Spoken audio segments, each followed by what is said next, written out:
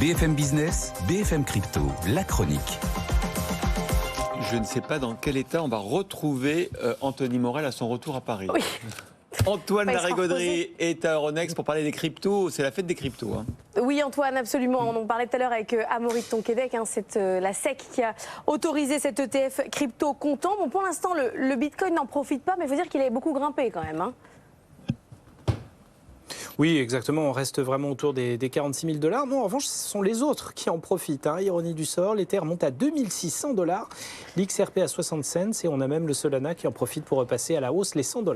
Bon, c'est vraiment une année charnière du côté des cryptos, on le disait, avec cet événement majeur sur le marché, mais c'est aussi une forte année pour les amendes du côté des cryptos.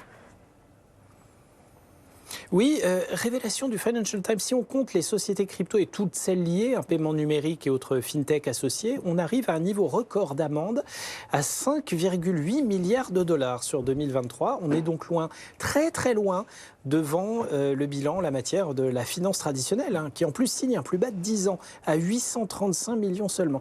Là, on parle des pénalités infligées pour non-respect des normes en matière de lutte contre le blanchiment, manquement au suivi des comptes et divers types d'infractions aux lois en matière de transparence et de lutte contre la criminalité. Alors évidemment, il y a au milieu du lot la gigantesque amende de 4,5 milliards de dollars infligée à Binance.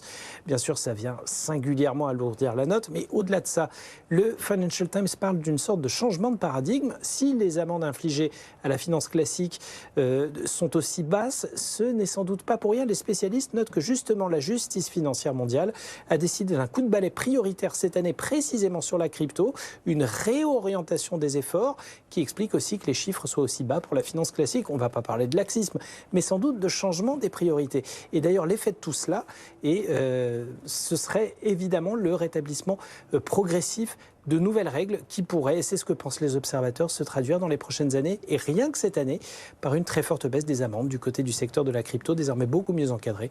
Un mal pour un bien, en somme. Merci beaucoup, Antoine.